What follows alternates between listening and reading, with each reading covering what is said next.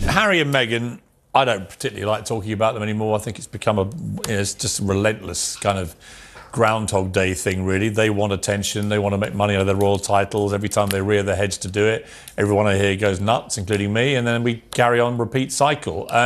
What is going on with them in America, though? I mean, what is their reputation like there now? Have you been hanging out with Meghan and Harry since they've been in California? No, I don't know that. Well, Piers, again, I hear this all the time too from the Brits. Like, what do Americans really think of Harry and Meghan? We despise them. We have had a conclave of sorts. We have come to a universal response. I can tell you this, I have made more black millionaires, hear me when I say this, than any studio in this city combined, because I'm making footprints. Looks like Piers Morgan isn't done trolling Meghan Markle. And now he's spilling the tea on her massive debts during the BET Awards, revealing more than just financial issues. Word is, Meghan's dark, ungrateful side is being exposed, and let's just say it's getting crazy, folks. So you've been on the internet lately? Then you already know the 2025 BET Awards went down a few days ago on June 9th. Of course, we all expected the usual glitz, glam, and a couple of viral moments. But what nobody saw coming was Tyler Perry, who's been a longtime supporter of Meghan and Harry, subtly dissing Meghan. Tyler got on stage and dropped a bomb that shook the whole room. It wasn't a sharp, pointed attack, but the subtle sting of his words cut through Meghan's perfectly crafted, deceitful public image. And now, Piers is allegedly reacting, trolling her even harder. Now, before we go any further, let's rewind for a second.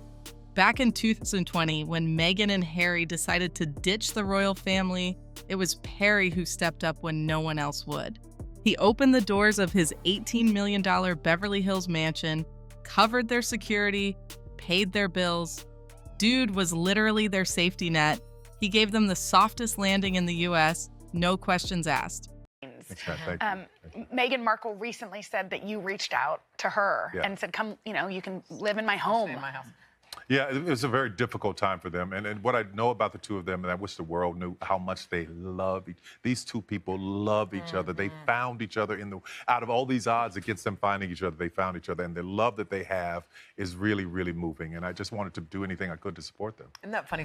At the time, it seemed like a solid move. Just a friend offering help to people in need. But what went down behind the scenes? Yeah, it wasn't as pretty as everyone thought. Perry says that friendship turned into a one-sided transaction. The emotional and financial drain, it hit him harder than he ever imagined. Now, here's where it gets real ugly, folks. Meghan was not present at the event, not like she didn't want to come, but allegedly her request to attend was declined by the event organizers. According to reports, the BET Awards president rejected her email request to attend the ceremony, leading to speculation about tensions between Markle and Hollywood power figure Tyler Perry. Word is Tyler snubbed Meghan at the BET Awards by declining her request to attend. So Perry started his speech at the award talking about the Black community, his contributions, and he even said he has made a lot of Black billionaires in the industry. I can tell you this, I have made more black millionaires, hear me when I say this, than any studio in this city combined, because I'm making footprints. But word is he didn't stop there. He told the crowd about offering his home, his heart, and his help, only to be ghosted once they had what they needed. Some folks borrow blessings like they're owed, but never return the favor, Perry said. Now he didn't name-drop Meghan directly during his BET Awards speech, but come on, we all knew who he was talking about. You don't have to be a rocket scientist to connect the dots. Perry had been biting his tongue for years, but at that moment, something snapped. He wasn't taking the silent treatment anymore. And here's where it gets even crazier. Meghan had the nerve to ask Perry for access to his private jet. Just a simple favor, she called it. But it wasn't simple, and when Perry turned her down, mind you, not because he couldn't afford it, but because it felt like he was being used, she allegedly lashed out. That was the moment, insiders say, when Perry realized he wasn't just dealing with a friend anymore. No, this was a one-way street where Meghan saw everyone else as a stepping stone to her own success. Happy man. He married an unhappy woman. They're going to sit in Montecito. It doesn't matter how big their mansion gets. They're never going to be happy. She can nail every Spotify deal, WME representation she wants. It's never going to fulfill the hole that's inside of her because there's something wrong with this woman. She dumped her family. Her dad is dying. She won't speak to him. She's ruined another family. It happens to be the royal one. And now they're going to have to sit with the consequences of their own behavior. And it wasn't long before Perry's staff, colleagues, and even some producers started telling him the truth. Meghan didn't repay favors. She used people, accumulated favors like social currency, and then ditched them when they no longer fit her narrative. Perry ignored the whispers at first. He genuinely thought he was helping two people who were struggling. But as time went on, and the Netflix and Spotify deals rolled in, and millions started stacking up, it became clear there was no thank you coming. Perry finally took the stage that night and in front of the world made it clear he wasn't playing nice anymore. He didn't need to call Meghan out by name. Everyone in the room knew exactly who he meant. And just like that, the fairy tale started unraveling. Let's talk timing for a second. Meghan and Harry had just kicked off their new documentary about power and freedom, right at the moment when Perry made his statement. And guess what? Investors didn't take too kindly to it. The trust was gone. The illusion of the happy, misunderstood couple crumbled. The documentary, which was supposed to be the new power move, suddenly looked toxic to anyone who was attached to it. The fallout was instant. Hollywood doesn't usually take sides in drama like this. But when a guy like Perry, the guy who owns a damn studio empire, throws shade, the ripple effect is massive. People started pulling out. Back at Archewell, Meghan's PR team scrambled. They reached out to the media, trying to reframe the whole narrative. You know, the usual stuff. They even offered exclusive interviews and possibly a podcast rebuttal, but it didn't work. Dark forces, I mean, aside from the rift with the family, I think that it's fair to say that some of the royals and their staff will be upset by some of the things he suggested in that interview, weren't they, Rebecca? They were, because some aspects of it were really very, very disturbing. He effectively said that he believed there were people who actively wished him harm, and he felt that those people would see what happened as a win, as he described it. And he named, and I'm not going to name them here because I don't think it's fair, one senior member of staff and somebody else who was on the RAVEC committee, and he almost hinted that these people would be happy if harm were to come to him and his family, which is disgraceful. It is disgraceful, especially because these people will never fight back publicly. But the truth had already started to leak out. Perry didn't want to go public. He didn't want to make it this messy. But after years of being emotionally manipulated, cornered by Meghan's entitled behavior, he reached a breaking point. The guy had been quiet for so long, trying to do the right thing. But when you've been taken for granted for too long, eventually you have to speak up. Here's the kicker though. The breaking point wasn't even the private jet incident or the whole business proposal with no real plans behind it. Nah, it was when Meghan Markle allegedly tried to leverage Perry's name to get herself into a funding circle in early 2024. She allegedly used his name in a pitch meeting without even asking him first, suggesting that Perry was some silent backer of her new media venture. Can you believe that? She tried to use him like a damn pawn. And when word got back to Perry, that's when he snapped. He didn't just want to shut it down privately, he had to go public to protect his name. And when the silence hit, it wasn't just about Meghan. Others started speaking up too. It's wild how much power people can think they have when they're backed into a corner. But this was bigger than just a personal fallout. Meghan's team was allegedly toxic as hell to work with. A former assistant said the environment was emotionally exhausting, with Meghan constantly demanding loyalty and punishing anyone who didn't follow her script. She didn't want partners, she wanted yes men. Doesn't sound like the empowering, independent woman we were sold, right? And it gets worse.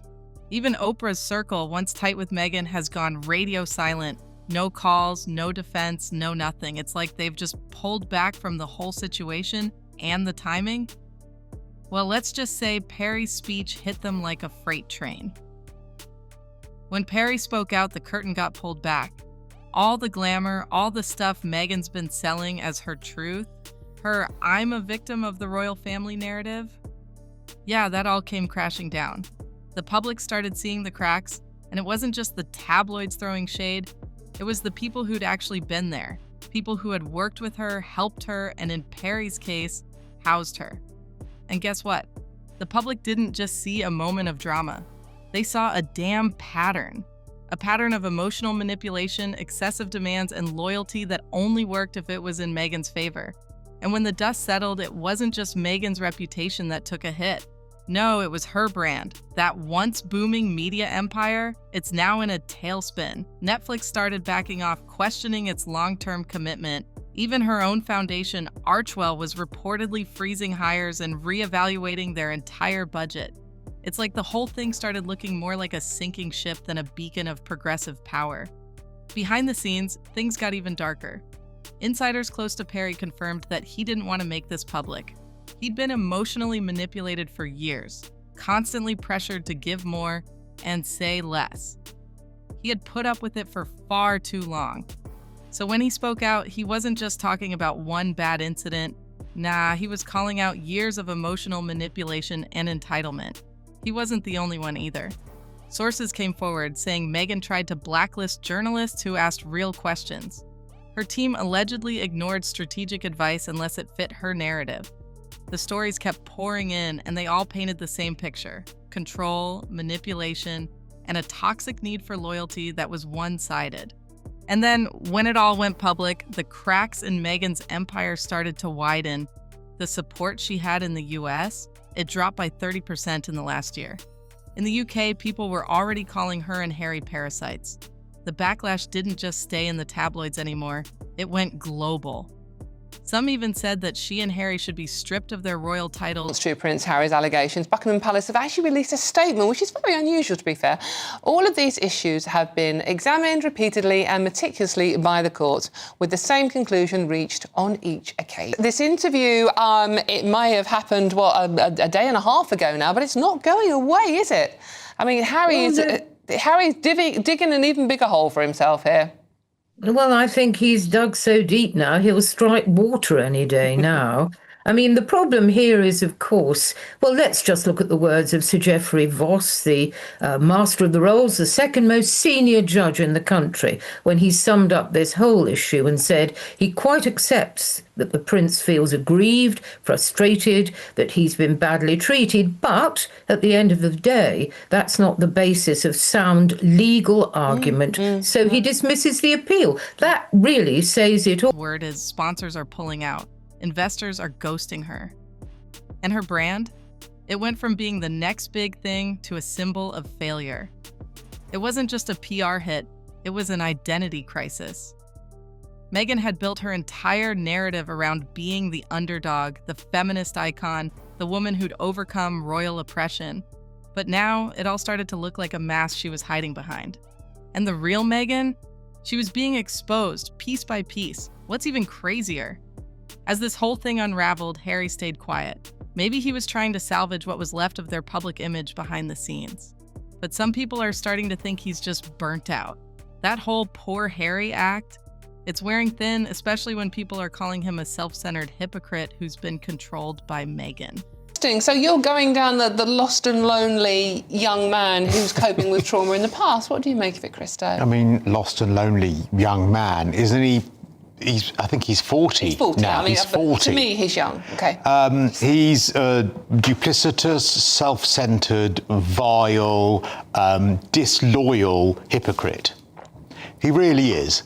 I'm sorry, I loved Harry. I loved it when Meghan joined the royal family. I really did. I loved it when she first wore tights, because, you know, that's what you do when you become a royal lady. Do you remember when she first wore tights at what then Prince Charles's birthday? It was, you know, we were all so overjoyed when we paid millions for their wedding.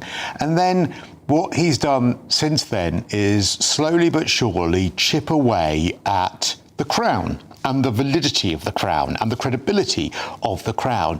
And not only did he accuse his family of racism whilst both the Queen was suffering, the late Queen was suffering dreadfully, but also the late Prince Philip, but also now he goes on once again and gives another interview giving private information and expects to be the victim. And then there's the fallout.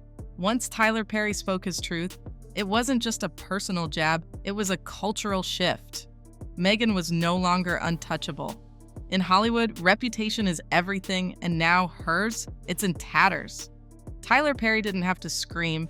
He didn't need to shout. His words were quiet, surgical, subtle, and brutally honest. And that's what made them so damn lethal. It didn't just expose one bad move, it exposed a whole pattern of behavior. The kind of behavior that, in a town like Hollywood, gets you exiled real quick. Once from the royal family, and now from the culture. And trust the online community, they'd be loud. One user bluntly put it saying, "She uses men until there is nothing more they can give, then washes her hands of them. Her dad, her ex-husband Trevor, and who knows how many more.